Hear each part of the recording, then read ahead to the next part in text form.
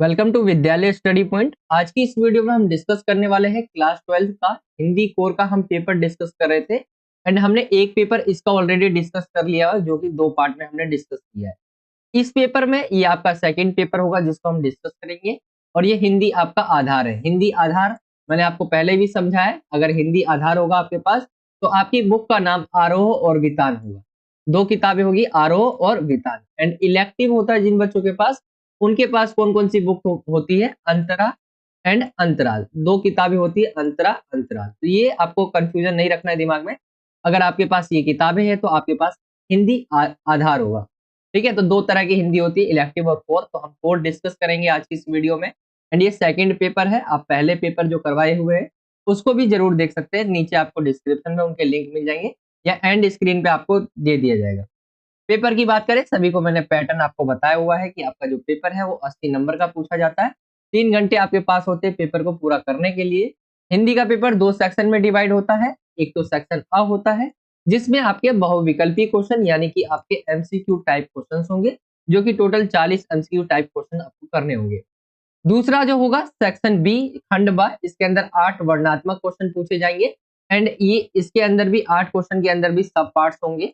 And इसमें से आपको करने होंगे क्वेश्चन। 8 क्वेश्चन इसमें होंगे और 6 क्वेश्चन इसमें होंगे। 14 क्वेश्चन टोटल आपके आ रहे हैं हिंदी में। यहाँ से आपका खंडा स्टार्ट हो जाता है। और यहाँ पे सबसे पहला जो क्वेश्चन है वो आपका गद्यांश से रिलेटेड है। गद्यांश दिया हुआ है एंड इससे रिलेटेड आपसे एमसीक्यू टाइप क्वेश्चंस पूछे जाएंगे, उसके आपको आंसर देने हैं। तो आपको टाइम वेस्ट नहीं करना है इसे पढ़ने में, आपको आना है नीचे की तरफ, क्वेश्चन की तरफ। यहाँ से क्वेश्चन स्टार्ट है। तो यहाँ पे पहला क्वेश्चन पूछा गया है, गद्यांश की विषय वस्तु आधारित है, किस पर आधारित है? अगर हम इस गद्यांश को देखें तो अगर आप पढ़ेंगे एक दो लाइन तो पता चल जाएगा। मनुष्य का मन बड़ा ही विचित्र होता है। जिस प्रकार किसी के दुख को देखकर मन दुखी होता है उसी प्रकार दूसरे के सुख को देखकर भी दुखी होता है। इसी को ईर्ष्या कहते हैं। ईर्ष्या एक अनावश्यक विकार है जिसका त्याग किया जा सकता है। ईर्ष्या के ऊपर टॉपिक है ये आपका जो बताया हुआ है। ईर्ष्या मतलब होता है जलन की भावना। ये इसके ऊपर आपका पूरा का पूरा जो गद्यांश है वो इसके ऊपर है। एंड यहाँ पे बोला गया है गद्यांश की विषय वस्तु क्या है, तो ईर्ष्या की प्रधानता पर। ऑप्शन जो ग है वो इसका राइट आंसर निकल कर आ जाएगा। अगले क्वेश्चन की तरफ आएंगे। क्वेश्चन दूसरा दिया हुआ है कथन वाला एंड कारण वाला। तो कथन क्या दिया गया है, ईर्ष्या की प्रवृत्ति उन्नति में बाधक है। ये बात सही है। ईर्ष्या अगर होगी किसी के अंदर तो उन्नति होने में क्या है, उसको सफलता प्राप्त करने में समस्या को सामना करना पड़ेगा, यानी बाधक आएगा, उसके मार्ग में कई सारी चुनौती आएगी। कारण क्या दिया हुआ है, ईर्ष्या करने से सकारात्मक परिणाम नहीं मिलते तथा मन में खटास बढ़ जाती है। तो ये भी सही है। कथन और कारण हमें दोनों ही सही दिख रहे हैं। एंड इसका राइट आंसर देखें हम तो कथन ए सही है और कारण आर जो है ए की सही व्याख्या है। तो यहाँ पे ऑप्शन जो का है वो इसका राइट आंसर होगा। आगे हम आते हैं अगले क्वेश्चन की तरफ। अगला क्वेश्चन है तीसरा, नाक भो सिकुड़ जाना मुहावरे का प्रयोग किस संदर्भ में किया गया है? ईर्ष्या के संदर्भ में, लालच के संदर्भ में, घृणा के संदर्भ में या प्रेम के संदर्भ में? अगर हम इसको देखें तो नाक भो सिकुड़ जाना का मतलब यहाँ पे यूज किया गया जो है घृणा के संदर्भ। ऑप्शन जो ग है वो इसका राइट आंसर होगा। आगे आते हैं क्वेश्चन नंबर 4 की तरफ। क्वेश्चन नंबर 4 है आपका, ईर्ष्या निम्नलिखित में से किस प्रकार की जो विकार है उसमें आता है? विकार मतलब होता है आपकी जैसे बीमारी, ठीक है, तो उसके अंदर कौन सी श्रेणी में आता है? कर्म आधारित, विचार आधारित, मन आधारित या गुण आधारित? तो ये क्या है, मन आधारित है। ऑप्शन ग इसका राइट आंसर होगा। ईर्ष्या जो है कैसा है, मन आधारित विकार में आता है। अगले क्वेश्चन की तरफ आएंगे। क्वेश्चन 5वां है, मन को विचित्र किया कहा गया है क्यों? इसके मैं आपको आंसर जो है यहीं पे बता दे रहा हूँ। आप पैसेज में, अगर आप पैसेज में जाएंगे तो यहाँ पे आपको आंसर ढूंढ के लिखना है, ठीक है। बाकी बहुत सारे क्वेश्चन होते हैं जो कॉमन सेंस पे हम लिख सकते हैं, जिसका आंसर क्या है लिखा हुआ, क्या सही है क्या नहीं है। बाकी आपको क्या है, इसके अंदर पैसेज दिया हुआ है, आपको इसमें से जाके ढूंढ के लिखना है आंसर। यहाँ पे आपको जरूर देख लेना है। मैं आपको डायरेक्ट आंसर बताते जा रहा हूँ, इसके अंदर आपको जाकर ढूंढना होगा। मन को विचित्र कहा गया क्यों, तो इसका अगर देखेंगे आंसर तो आपको पैसेज में जाना है और मन को विचित्र क्यों कहा गया है आपको बताना है, क्या कारण है। तो मनुष्य का मन बड़ा ही विचित्र होता है। जिस प्रकार किसी के दुख को देखकर मन दुखी होता है उसी प्रकार दूसरों के सुख को देखकर भी दुखी होता है। इसी को क्या कहते हैं, ईर्ष्या, ठीक है। तो कुछ इस तरह से लाइन पढ़ेंगे आप तो इसके अंदर मिल जाएगा आंसर। मैं आपको डायरेक्ट आंसर बता दे रहा हूँ क्योंकि हर एक क्वेश्चन को मैं आपको ढूंढ के बताऊंगा तो इसमें क्या होगा, टाइम और ज्यादा लगेगा। मन को विचित्र क्यों कहा गया है, तो दूसरों की ईर्ष्या भाव के कारण।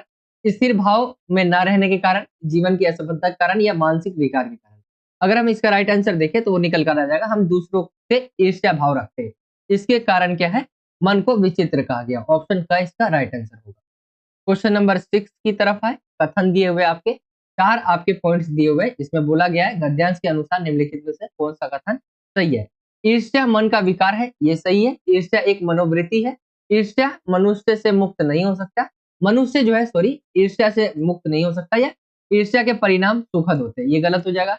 मनुष्य इससे मुक्त नहीं हो सकता, ये भी गलत हो जाएगा, मुक्त हो सकता है। ईर्ष्या एक मनोवृत्ति है, तो ये भी आपका जो है, ये जो आपका क्वेश्चन है ये भी आपका क्या हो जाएगा, गलत हो जाएगा। सॉरी, ये मनोवृत्ति है यानी मन में है, एंड ईर्ष्या मन का विकार है। तो हम देखें तो पहले दो, पहला कथन और दूसरा कथन दोनों ही सही है, यानी ऑप्शन का पहला और दूसरा कथन दोनों सही है। कौन से कथन सही है पूछा गया था। 7वें की तरफ आएंगे। क्वेश्चन नंबर, बोला गया है मनुष्य अपनी उन्नति के रास्ते को किसी से साझा नहीं करता, आखिर क्यों। उन्नति का रास्ता, जैसे कि आप देखेंगे आज के समय जो है बहुत सारे जो लोग सफलता पाते, कुछ लोग आके बताते कि हमने सफलता कैसे पाई, आपको क्या करना है। और कुछ लोग क्या है कि वो ज्यादातर ऐसे होते हैं जो सफलता पाते, लेकिन वो ये नहीं बताते कि वो किस तरह से पाए, तो ये किस कारण होता है, दूसरे उससे आगे ना निकल जाए, इसके कारण आप देखते होंगे कि किस तरह से उन्होंने सफलता पाई, ये राज जल्दी बताते नहीं है। कुछ तो बता देते हैं लेकिन कुछ नहीं बता पाते। तो क्या कारण है, दूसरे उससे जो है आगे ना निकल जाए, इसी कारण से वो किसी और को साझा नहीं करते अपनी उन्नति के बारे में। 8वें क्वेश्चन की तरफ आएंगे। 8वां क्वेश्चन है, ईर्ष्या करने वाला व्यक्ति स्वयं को ईर्ष्यालु नहीं मानता, क्योंकि दूसरे को अज्ञानी समझने के कारण, अत्यधिक समझदार मानने के कारण, अपनी ईर्ष्या वृत्ति को ना जान पाने के कारण, या सत्य को स्वीकार करने में अक्षम होने के कारण। अगर हम इसका राइट आंसर देखें तो वो निकल कर आ जाएगा, अपनी ईर्ष्या वृत्ति को ना जान पाने के कारण। ऑप्शन जो ग है वो इसका राइट आंसर हो जाएगा। इस कारण जो है ईर्ष्या करने वाला व्यक्ति स्वयं को ईर्ष्यालु नहीं मानता। 9वें क्वेश्चन की तरफ आएंगे। 9वां क्वेश्चन है, मनुष्य का मन बड़ा ही विचित्र होता है, यह किस प्रकार का वाक्य है। विचित्र होता है तो कैसा है, तथ्यपरक है, विचारपरक है, सुझावात्मक है या तर्कात्मक है। अगर हम इसका आंसर देखें तो विचारपरक है, ये आपका ऑप्शन खा निकलकर राइट आंसर आ जाएगा। 10वां क्वेश्चन है, ईर्ष्या को मन की कुत्सित वृत्ति कहने के पीछे लेखक की धारणा है। उदारता, मन की स्थिरता, अस्वीकार्यता या स्वीकार्यता। तो ऑप्शन जो ग है वो इसका राइट आंसर होगा, अस्वीकार्यता। इस कारण जो है कुत्सित वृत्ति कहा है लेखक ने ईर्ष्या के मन को। ठीक है, तो ये आपका पहला क्वेश्चन हो जाएगा, जिसके अंदर आपके 10 एमसीक्यू क्वेश्चन कुछ इस तरह से पूछे जाएंगे। आई होप कि आपको पहला क्वेश्चन समझ आ गया होगा, किस तरह से लिख करना होगा आपको, एंड सभी के आंसर आपको इसके अंदर ढूंढ के लिखने हैं। ऐसा नहीं है कि मैं आप पढ़ना ही नहीं है आपको, इसमें आके पढ़ेंगे तो इसमें आपको आंसर मिल जाएंगे। आगे हम आते हैं क्वेश्चन नंबर दूसरे की तरफ। क्वेश्चन नंबर दूसरा दिया हुआ है काव्यांश, एंड इससे रिलेटेड भी क्वेश्चंस पूछे गए जो कि एमसीक्यू टाइप क्वेश्चंस होंगे। तो आइए उनको करते हैं, नीचे की तरफ चलते हैं हम उन क्वेश्चन की तरफ। डायरेक्ट क्वेश्चन की तरफ आपको भी आना है। पहला क्वेश्चन है, वीरों का वसंत कैसा होगा, ये पुकार कहाँ से आ रही है। ठीक है, तो यहाँ पे देखिए वीरों का वसंत कैसा होगा, ये पुकार कहाँ से आ रही है। तो यहाँ पे आप पढ़ेंगे वीरों का वसंत कैसा हो वसंत आ रही हिमाचल से पुकार। तो यहाँ पे क्या है, हिमाचल से आ रही है। तो यहाँ पे जो है राइट आंसर आपको मिल गया हिमाचल से। ऑप्शन में देखेंगे हिमाचल से हमारा थर्ड वाला है, तो राइट आंसर जो है आपका थर्ड वाला सही हो जाएगा। आगे की तरफ आएंगे। क्वेश्चन नंबर दूसरा है, फूली सरसों ने वीरों के जीवन पर क्या प्रभाव डाला। तो यहाँ पे आपके सामने ऑप्शन दिए, खुशियों के रंग भर दिए हैं, फूलों के रंग भर दिए हैं, तीखी गंध को जीवन में फैला दिया या युद्ध को समाप्त कर दिया। फूली सरसों ने वीरों के जवानों पर क्या प्रभाव डाला है। तो यहाँ पे अगर हम देखें इसका राइट आंसर, तो पहला है खुशियों को क्या है, रंग भर दिए है। ये आपका पहला जो है आंसर होगा इसका दूसरे क्वेश्चन का। अगर आप इसका आंसर देखना चाहते तो इसके अंदर आप आएंगे, एंड यहाँ पे आप देखेंगे फूली सरसों ने दिया रंग, मधु लेकर आ पहुंचा अनंग। ठीक है, यहाँ पे आप देख सकते हैं, इसी के अंदर से आपको लिखना होगा आंसर, इसी के अंदर आपको ज्यादातर के आंसर मिल जाएंगे। तीसरा क्वेश्चन है, मारू बाजे पर उधर गान है, रंग और रण का विधान, वीरों के लिए वसंत के रंग और रण का स्वरूप है। यहाँ पे बोला गया है वसंत ऋतु के रंगोत्सव में मुग्ध होना, वासंती चोला पहनकर देश रक्षा हेतु रणभूमि में जाना, वीरता और बलिदान वसंत के रंग और रण का स्वरूप है, या जीवन मृत्यु को अपने हाथ में लेकर चलना। तो यहाँ पे ऑप्शन दिए हुए, एंड इसके आंसर की बात करें तो हम क्या है, वीरता और बलिदान वसंत के रंग और रण का स्वरूप है। थर्ड वाला जो है इसका राइट आंसर निकल कर आ जाएगा। फोर्थ क्वेश्चन की तरफ आते हैं। फोर्थ क्वेश्चन पूछा गया है, कविता में कवि अतीत से मौन त्यागने के लिए क्यों कह रहे हैं? अतीत से क्या है, मौन त्यागने त्यागने के लिए क्यों कह रहे हैं? युद्ध में विनाश के परिणाम के कारण, अधर्म और अन्याय की राह पर चलने के कारण, वर्तमान पीढ़ी को अतीत से सीख लेने को प्रेरित करना, या युद्ध की विभीषिका से बचाव के लिए। अगर हम देखें इसका राइट आंसर, तो जो आज की पीढ़ी है ना, वर्तमान पीढ़ी, उसको अतीत से सीख लेने को प्रेरित करने के लिए इन्होंने ये जो है मौन त्यागने के लिए कहा है। तो थर्ड वाला ऑप्शन जो है वो इसका राइट आंसर होगा। पांचवें क्वेश्चन की तरफ आते, हल्दीघाटी और सिंहगढ़ के किले जैसे स्थलों का आह्वान क्यों किया गया है? तो वीरों की ज्वलंत स्मृतियों को जगाने के लिए, देश पर कुर्बान होने के लिए, नई पीढ़ी में जोश भरने के लिए, या अतीत में हुए युद्ध के सच को बताने के लिए। तो नई पीढ़ी जो है उसमें जोश भरने के लिए इसका राइट आंसर ये होगा आपका थर्ड वाला। हल्दी घाटी हल्दी घाटी और सिंहगढ़ के किले जैसे जो स्थल है उसका आह्वान इस वजह से किया गया कि जो नई पीढ़ी, आने वाली पीढ़ी है, उसमें जोश हो। ठीक है, तो ये पांचवा क्वेश्चन हो जाएगा एंड दूसरा क्वेश्चन कुछ इस तरह से आपका कंप्लीट हो जाएगा। ये आपका था काव्यांश, जिसकी आपको एमसीक्यू क्वेश्चन पूछे गए थे, 5 पूछे गए थे एंड उसके आपको आंसर देने हैं। आगे हम आते हैं, अब अगला क्वेश्चन है आपका थर्ड वाला, जो कि अभिव्यक्ति और माध्यम से पूछा जाएगा क्वेश्चन। जैसा पहला क्वेश्चन पूछा गया है, कौन से ककार सूचनात्मक और तथ्यों पर आधारित होते? तो यहाँ पे देखिए, क्या, कौन, कब और कहाँ, क्यों, क्या, कौन और कब, कौन, कैसे, कब और क्या, और कहाँ, कब, कैसे और क्यों। अगर आप इसमें देखेंगे, आपको, अगर आपने सुना होगा तो क्या, कौन, कब और कहाँ, ये आपको सही लग रहा होगा, बोलने में भी आपको दिख रहा होगा कि सही बैठ रहा है। तो पहला इसका जो है राइट आंसर होगा। दूसरे क्वेश्चन की तरफ आते हैं। दूसरा क्वेश्चन है, सार्वजनिक रूप से प्राप्त तथ्यों की गहरी छानबीन कर उसके महत्वपूर्ण पक्षों को पाठकों के सामने लाया जाता है, वह रिपोर्ट कौन सी होती है? तो वह है खोजी रिपोर्ट, जिसके अंदर क्या है, सार्वजनिक रूप से प्राप्त जो भी तथ्य है उसको गहरी छानबीन करके उसके जो महत्वपूर्ण पक्ष होते हैं उसको जो है पाठकों के सामने लाया जाता है, वह खोजी रिपोर्ट के अंदर आता है। ऑप्शन जो फोर्थ है, खोजी रिपोर्ट, वो आपका राइट आंसर निकल कर आ जाएगा। ठीक है, तो ये आपका हो जाएगा फोर्थ वाला आंसर दूसरे का। तीसरे क्वेश्चन की तरफ आते हैं, लोकतांत्रिक समाज में एक पहरेदार, शिक्षक और जनमत निर्माता के तौर पर कौन बहुत महत्वपूर्ण भूमिका अदा करता है? ठीक है, या अदा करता है? समाचार पत्र, फीचर, स्तंभ या आलेख। अगर हम देखें तो इसका जो राइट आंसर निकल कर आ जाएगा वो आ जाएगा समाचार पत्र। ऑप्शन जो पहला है समाचार पत्र, वो इसका राइट आंसर निकल कर आ जाएगा। ये क्या है, लोकतांत्रिक समाज में एक पहरेदार, शिक्षक और जनमत निर्माता के तौर पर जो है बहुत महत्वपूर्ण भूमिका अदा करता है। अगले क्वेश्चन की तरफ आते हैं। फोर्थ क्वेश्चन है आपका, शशि शेखर जो अपने खास वैचारिक रुझान के लिए जाने जाते हैं, ऐसे लेखक की लोकप्रियता को देखकर उन्हें समाचार पत्र के लिए क्या कार्य सौंपा जाता है? ठीक है, यहाँ पे बताना है आपको क्या कार्य जो है उन्हें सौंपा जाता है। आपके सामने ऑप्शन दिया है, नियमित स्तंभ लेखन, नियमित फीचर लेखन, समाचार लेखन या आलेख लेखन। तो नियमित स्तंभ लेखन ये आपका राइट आंसर निकल कर आ जाएगा पहला।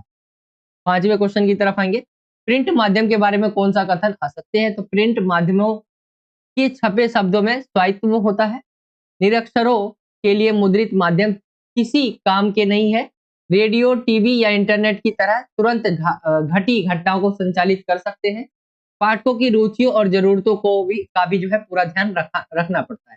तो रेडियो, टीवी या इंटरनेट की तरह तुरंत घटी घटनाओं को संचालित कर सकते हैं। थर्ड वाला इसका राइट आंसर निकल कर आ जाएगा। तो ये हो जाएगा, प्रिंट माध्यम के बारे में कौन सा कथन असत्य है? ये क्या है, तुरंत नहीं कर पाते। आप देखते होंगे जो है ये घटी घटनाओं को संचालित कर सकते हैं, वो भी तुरंत, ऐसा नहीं है। आजकल टीवी हो गया, इंटरनेट हो गया, जो रेडियो हो गया, उन पर बहुत जल्दी आ जाता है। इसकी छपाई होती है, इसमें टाइम लगता है, न्यूज़ क्या डालनी है, बहुत सारी चीजें इसमें रहती है। तो ये जो है गलत हो जाएगा कथन।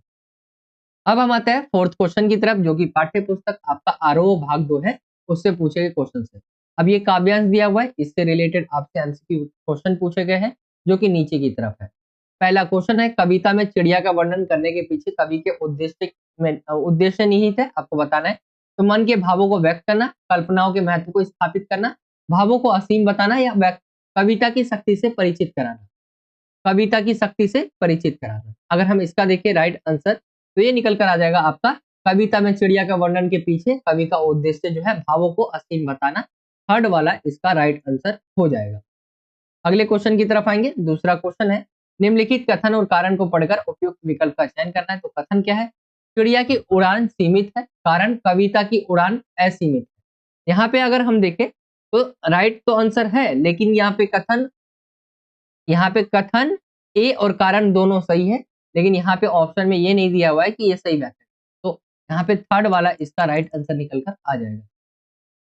थर्ड क्वेश्चन की तरफ आएंगे। निम्नलिखित कथनों में से कविता के संदर्भ में कौन सा कथन सही है? तो कवि के भाव सीमित होते हैं, कवि के अर्थ असीमित होते हैं, चिड़िया कविता की तरह होती है, फूल खिलकर मुरझा जाते हैं। अगर हम इसके आंसर की बात करें यहाँ पे, तो यहाँ पे इसका राइट आंसर आ जाएगा आपका कथन। अगर हम बी को देखें, कविता के अर्थ असीमित होते, तो ये आपका सही है, और फूल खिलकर जो है मुरझा जाते, ये सही है। तो बी और आपका डी। अगर हम ऑप्शन की बात करें तो इसका जो ऑप्शन निकल कर आ जाए आपका थर्ड वाला, कथन बी और जो कथन डी है वो सही है, तो थर्ड वाला इसका राइट आंसर निकल कर आ जाएगा। फोर्थ क्वेश्चन की तरफ आते हैं। सब घर एक कर देने का मूल आशय है। सब घर एक कर देने का मतलब क्या आपसे पूछा गया? तो भेदभाव नहीं रखना, कविता का सभी जगह होना, मनोभावों को व्यक्त करना या समान भाव से देखना। ये आपके सामने ऑप्शन दिए हुए, यानी भेदभाव नहीं रखना, सब घर एक कर देंगे, पहला इसका जो है राइट आंसर निकल कर आ जाएगा। पांचवें क्वेश्चन की तरफ आते हैं। पांचवा क्वेश्चन है, कविता एक खेल है, कवि ने ऐसा क्यों कहा? कविता क्या है? एक खेल है, ऐसा क्यों कहा कवि ने? तो भावों एवं शब्दों से खेलने के कारण, चिड़िया के उड़ान भरने के कारण, बच्चों के खेलने कूदने के कारण आएगा यहाँ पे, क्या आएगा? एंड सब घर एक कर देने के कारण। कविता एक खेल है, ये क्यों कहा गया है? तो यहाँ पे अगर हम देखें इसका राइट आंसर भावों एवं शब्दों से खेलने के कारण, पहला जो है इसका राइट आंसर होगा। तो ये आपका फोर्थ क्वेश्चन हो गया, जिसके 5 एमसीक्यू टाइप क्वेश्चन कुछ इस तरह से थे, और ये आपका जो है किताब से पूछा गया काव्यांश था। ठीक है। हाँ, हिंट के लिए आप अगर इसे पढ़ना चाहते तो पढ़ सकते हैं, यहाँ पे आपको हिंट मिल जाएंगे, आंसर्स मिल सकते हैं या हिंट मिल जाएंगे। आगे हम आते हैं अगले क्वेश्चन की तरफ। क्वेश्चन नंबर है आपका 5वां। ये है आपका गद्यांश, जो कि आपकी किताब से पूछा गया है, एंड इससे रिलेटेड जो है क्वेश्चन नीचे आपके एमसीक्यू टाइप क्वेश्चन पूछे गए हैं। तो आइए देखते हैं एमसीक्यू टाइप क्वेश्चंस को। सबसे पहला है, सीरीज के नए फूल और पत्तों का पुराने फलों के प्रति व्यवहार संसार में किस रूप में देखने को मिलता है? नवीनता के परिचायक के रूप में, प्राचीन रूढ़िवादिता के रूप में, जीवन के कठिन और संघर्षपूर्ण रूप में, या विषम परिस्थितियों में भी समानता के स्वरूप में। अगर हम देखें इसका जो राइट आंसर निकल कर आ जाएगा आपका नवीनता के परिचायक के रूप में। सीरीज के जो नए फूल है और पत्तों का पुराने फलों के प्रति व्यवहार संसार में किस रूप में देखने को मिलता है? नवीनता के परिचायक के रूप में, पहला इसका राइट आंसर निकल कर आएगा। दूसरा क्वेश्चन है आपका कथन और कारण वाला है। तो कथन क्या दिया हुआ है? वसंत के आगमन के समय जब सारी वनस्थली पुष्प पत्र से मर्मित होती रहती है, सीरीज के पुराने फल बुरी तरह खड़खड़ाते रहते हैं। कारण क्या दिया हुआ है? सीरीज के पुराने फल वे राजनेता है जो किसी जमाने के रुख को नहीं पहचान पाते और अपने आसनों से चिपके रहना चाहते हैं। तो अगर हम इस कथन और कारण को देखें तो इसमें सही निकलकर जो आपका आएगा, यहाँ पे अगर हम देखें दोनों ही सही है। कारण आर और कथन ए सही व्याख्या करता है, कि सही व्याख्या करता है। तो यहाँ पे सेकंड वाला आपका जो है राइट आंसर निकल कर आ जाएगा। अगले क्वेश्चन की तरफ आते हैं। थर्ड है क्वेश्चन आपका, कवियों को परवर्ती कहने के पीछे लेखक का क्या आशय है? आपसे पूछा गया। तो संघर्षशील परिस्थितियों में जी विषय को बनाए रखना, सीरीज को आधार मान के कवियों को परवर्ती कहना, परवर्ती कवियों का सीरीज के फूल की तरह कोमल और मादक होना, कवि का सीरीज की तरह कवि जीवन की अजेयता का मंत्र पढ़ना। तो अगर हम देखें कवियों को परिवर्तित कहने के पीछे लेखक का क्या मतलब है, आशय है, यही पूछा गया है। तो यहाँ पे अगर हम देखें परिवर्तित कवियों का सीरीज के फूल की तरह कोमलता और मादक होना, इस वजह से। तो राइट आंसर आपका थर्ड वाला निकल कर आ जाएगा। फोर्थ क्वेश्चन की तरफ आते। फोर्थ क्वेश्चन है, गद्यांश में निहितार्थ मूल भाव को स्पष्ट करना है। तो यहाँ पे आपका गद्यांश दिया हुआ है, एंड इसमें निहितार्थ मूल भाव क्या है? तो परिवर्तन ही प्रकृति का नियम है, जीवन में हर एक स्थिति समान होती है, सीरीज के फूल अमृतत्व का प्रतिनिधित्व करते, विपरीत परिस्थितियों में सौंदर्य का त्याग। तो यहाँ पे दिया हुआ है, एंड इसका अगर हम आंसर देखें तो ये आपका आंसर निकल कर आ जाएगा, परिवर्तन ही क्या है? प्रकृति का नियम है। पहला इसका राइट आंसर होगा। पांचवें क्वेश्चन की तरफ आते हैं। पांचवा क्वेश्चन है, सीरीज के फूलों और आधुनिक नेताओं के स्वभाव में लेखक को क्या समानता दिखाई पड़ती है? तो पद के प्रति जो है आसक्ति, आधुनिक नेता सीरीज के समान, सीरीज के फूल और आधुनिक नेता दोनों सेवा भावना रखते हैं, आधुनिक नेता भी अपने व्यक्तिगत गुणों के बल पर लोगों को प्रेरित करते हैं। तो ये आपके ऑप्शन दिए हुए, एंड इसका राइट आंसर देखेंगे, पद के प्रति क्या है? आसक्ति। यहाँ पे फर्स्ट वाला जो है वो इसका राइट आंसर निकल कर आ जाएगा। तो ये आपका 5वां क्वेश्चन हो गया है एंड इसके अंदर जो है आपके 5 एमसीक्यू क्वेश्चन पूछे गए थे। चलिए अब अगले क्वेश्चन की तरफ चलते हैं। अगला क्वेश्चन है, हाँ मैं आपको बार-बार बता रहा हूँ कि इसका जो जो भी मैं आपको आंसर बता रहा हूँ, आप यहाँ से हिंट ले सकते हैं यहाँ या आपको यहाँ पे आंसर भी मिल सकता है। तो आप इसे ज़रूर पढ़ें। पहले क्वेश्चन को देखें फिर पढ़ने जाएँ। चलिए अब आते हैं हम अगले क्वेश्चन की तरफ जो कि पाठ्य पुस्तक वितान भाग 2 से पूछे गए क्वेश्चन है। छठा क्वेश्चन है आपका, इसके आपको एमसीक्यू क्वेश्चन दिए हुए इसके आंसर देने हैं। तो हम पुरानी चाल के हमारी घड़ी पुरानी चाल की इस पंक्ति के माध्यम से यशोधरा बाबू क्या समझाना चाहते हैं? हम पुरानी चाल के हमारी घड़ी पुरानी चाल की।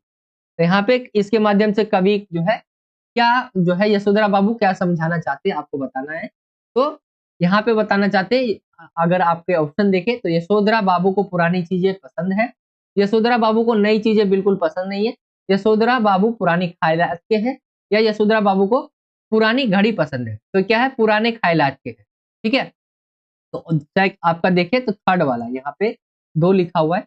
ठीक है, ये थर्ड वाला ऑप्शन जो है जो पुराने ख्यालात के हैं वो राइट आंसर निकल कर आ जाएगा। आगे हम आते हैं थर्ड क्वेश्चन की सेकंड क्वेश्चन की तरफ। जूझ पाठ के पात्र दत्ताजी राव देसाई के चरित्र की मुख्य विशेषता क्या है? तो संकोची प्रवृत्ति है, प्रभावी व्यक्तित्व है, प्रेरणादायक है या मृदुभाषी है। तो प्रभावी व्यक्तित्व है इनका सेकंड वाला, ये इसका राइट आंसर निकल कर आ जाएगा। तीसरे क्वेश्चन की तरफ चलते हैं। गधा पच्चीसी में कोई क्या करता है, इसकी चिंता नहीं करनी चाहिए क्योंकि बाद में हर आदमी समझदार हो जाता है। इस पंक्ति का क्या आशय है? तो हर आदमी गधा होता है, 25 साल तक आदमी गधा होता है, जिम्मेदारी आने पर हर आदमी समझदार हो जाता है। तो ये इसका राइट आंसर थर्ड वाला ही हो जाएगा। 25 साल के बाद ही समझदारी आती है, ऐसी बात नहीं है। तो थर्ड वाला जो है वो इसका राइट आंसर निकल कर आ जाएगा। फोर्थ क्वेश्चन की तरफ आते हैं। फोर्थ क्वेश्चन है, हम सिंधु घाटी सभ्यता को जल संस्कृति कह सकते हैं क्योंकि वहां जल का अभाव था, जल की अधिक आवश्यकता थी, जल की उचित व्यवस्था थी या प्रतिवर्ष बाढ़ आती थी। तो यहाँ पे जो हड़प्पा सभ्यता है वो अपनी जल निकासी जो प्रणाली है कि किस तरह से पानी जो है घर से बाहर निकला जाए, यानी पूरा जो अगर हम स्ट्रक्चर देखें हड़प्पा सभ्यता का तो वो कुछ जैसे आज के समय आप गलियों को देखते तो पानी कैसे निकाला जाए, ठीक है, कैसे पानी जो है पाइप के थ्रू, पाइप तो उस समय नहीं होती थी लेकिन उन्होंने उस तरह का बना रखा था। तो जल की उचित व्यवस्था के कारण जो है हम सिंधु घाटी सभ्यता को जल संस्कृति कह सकते हैं। जल निकासी प्रणाली इनकी बहुत फेमस है जो आज के समय भी उसी को हम अपनाते हैं। पांचवा क्वेश्चन देखिए, पहले आनंदा को अकेलापन बहुत खटखटाता था, अब अकेलेपन से कोई ऊब नहीं होती। इस परिवर्तन के क्या कारण है? पढ़ाई में मन लगना, खेती में मन लगना, कविता में मन लगना या दोस्तों के साथ समय बिताना। अगर हम देखें इसका राइट आंसर जो निकल कर आ जाएगा आपका वो हो जाएगा कविता में मन लगना। इसके कारण क्या है, पहले तो उसको अकेलापन जो है बहुत खटखटाता मतलब परेशान करता था, लेकिन क्या है अब उससे जो है कोई फर्क नहीं पड़ता। तो कविता में मन लगना थर्ड वाला जो है वो इसका राइट आंसर हो जाएगा। सिक्स्थ क्वेश्चन की तरफ आते हैं। छठा क्वेश्चन है आपका, एनीवे जनरेशनों में गैप तो होता ही है, कथन किसका है? यशोधरा बाबू की बेटी का, यशोधरा बाबू के बड़े लड़के का, यशोधरा बाबू की पत्नी का या स्वयं यशोधरा का? यशोधर बाबू का। ठीक है, मैं यशोधरा बोल दे रहा हूँ बार बार, यशोधर है। तो अगर हम देखें एनीवे जनरेशनों में गैप तो होता ही है, ये कथन जो बोला गया है वो बोला गया है स्वयं यशोधर बाबू का, ये इन्हीं का कथन है। तो ऑप्शन जो फोर्थ है वो इसका राइट आंसर हो जाएगा। सेवंथ क्वेश्चन पे आते हैं हम। सातवां क्वेश्चन है, अजायब घर में प्रदर्शित चीजों में औजार तो है पर हथियार कोई नहीं है, इस बात को लेकर विद्वान सिंधु सभ्यता के संबंध में क्या अनुमान लगाते हैं? तो वहां शासन व्यवस्था कमजोर थी, वहां ताकत से अनुशासन नहीं था, वहां अनुशासन जरूर था पर ताकत के बल पर नहीं, वहां की सेना युद्ध में औजार का इस्तेमाल करती थी। तो यहाँ पे अगर हम देखें अजायब घर में प्रदर्शित चीजों में औजार तो है पर हथियार नहीं है, इसका मतलब है अगर हम देखें तो वहां अनुशासन था पर ताकत के बल पर नहीं। आज के समय में कहा जाता है अगर अनुशासन है कहीं तो वहां पे ताकत है, ठीक है, लेकिन वहां उस समय क्या था, वहां पर अनुशासन जरूर था पर ताकत के बल पर नहीं था। आठवें क्वेश्चन की तरफ आते हैं। देखना अपनी आंखों से देखना है, तो क्या तात्पर्य? कैमरे से तस्वीर लेना, अपनी आंख से तस्वीर देखना, फिल्म देखना या अपना अनुभव बताना। तो ये क्या है, अपना अनुभव बताना होगा। देखना अपनी आंखों से देखना, ठीक है, अपना अनुभव बताने को इसका तात्पर्य क्या है, अपना अनुभव बताना। नौवे क्वेश्चन की तरफ आते हैं। नौवा क्वेश्चन है आपका, उस चक्की की अपेक्षा मास्टर की छड़ी की मार अच्छी लगती थी। इसका आशय है उस चक्की की अपेक्षा मास्टर की छड़ी की मार अच्छी लगती थी से क्या मतलब है?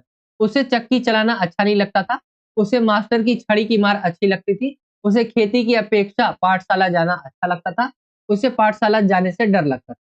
तो इसका कहने का मतलब क्या कहा गया? अगर मैं इसका राइट आंसर आपको बता दूं तो इसका राइट आंसर निकल कर आ जाएगा, उसे खेती की अपेक्षा पाठशाला जाना क्या है अच्छा लगता था। यानी जो है वो काम किया करता था तो वो सोचता है कि इससे अच्छा तो क्या है, मास्टर की छड़ी की मार है। ठीक है, तो उसे पाठशाला जाना अच्छा लगता है। थर्ड वाला जो है वो इसका राइट आंसर होगा। 10वें क्वेश्चन की तरफ आते हैं। 10वां क्वेश्चन है, यशोधर बाबू के संबंध में सही विकल्प चुनना है। तो यशोधर बाबू अपने मातहतों के साथ हंसी मजाक कर लिया करते थे। यशोधर बाबू एक सख्त ऑफिसर थे। यशोधर बाबू अपने मातहतों के साथ बैठकर गप करते थे, या यशोधर बाबू दफ्तर में अधिक समय तक रुकना, वक्त बर्बाद करना समझते थे। तो यहाँ पे अगर हम देखें इसका राइट आंसर तो वो आपका आ जाएगा, यशोधर बाबू अपने मातहतों के साथ हंसी मजाक किया करते थे। तो पहला वाला है वो इसका राइट आंसर हो जाएगा। तो ये आपका एमसीक्यू क्वेश्चन 10वां भी हो गया, छठे क्वेश्चन का। एंड आई होप कि आपको यहाँ तक आपका समझ आ गया होगा। ये आपका सेक्शन पूरा अ था, जिसके अंदर हमने देखा एमसीक्यू टाइप क्वेश्चन, जो कि इसके अंदर टोटल जो है 40 एमसीक्यू क्वेश्चन होंगे आपके। एंड ये आपका जो है सेक्शन ए हमने डिस्कस कर लिया, जो कि पार्ट 1 हम यहीं तक रहने देते। पार्ट 2 के अंदर हम जो है वर्णनात्मक क्वेश्चन, जो सेक्शन बी होगा आपका, वो हम पार्ट 2 के अंदर जो है हम डिस्कस करेंगे। तो उसका वेट करिए, आपको लिंक डिस्क्रिप्शन में प्रोवाइड करवा दिया जाएगा जब भी पार्ट 2 बना दिया जाएगा। आई होप कि आपको वीडियो अच्छा लगा होगा। वीडियो अच्छा लगा तो वीडियो को जरूर लाइक करें, अपने दोस्तों में वीडियो को शेयर जरूर करें, और नीचे राइट हैंड साइड की तरफ देखेंगे आप तो सब्सक्राइब का बटन होगा, अगर आप उसे क्लिक करते हैं एंड बेल के आइकन को ऑल पे प्रेस करते हैं तो जब भी हम कोई नई वीडियो डालेंगे तो आप तक वो नोटिफिकेशन पहुंच जाया करेगा। बाकी यही था आज का वीडियो। आई होप कि आपको वीडियो जरूर अच्छा लगा होगा। चलिए आपसे मिलता हूँ अगली और एक्साइटिंग वीडियो में। जब तक के लिए जय हिंद, जय भारत, वंदे मातरम।